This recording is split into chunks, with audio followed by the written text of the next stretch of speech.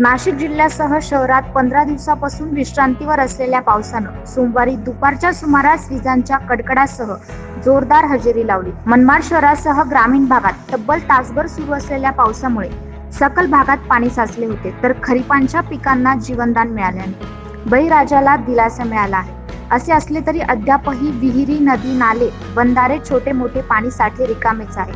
त्यामुळे अद्याप परिसरात मोठ्या पावसाची प्रतीक्षा कायम आहे। अचानक आलेल्या पावसामुळे शहरात एकच धावपळ उडाली, तर राख्या खरेदीसाठी आलेल्या बहिणींचीही तारांबळ उडाली।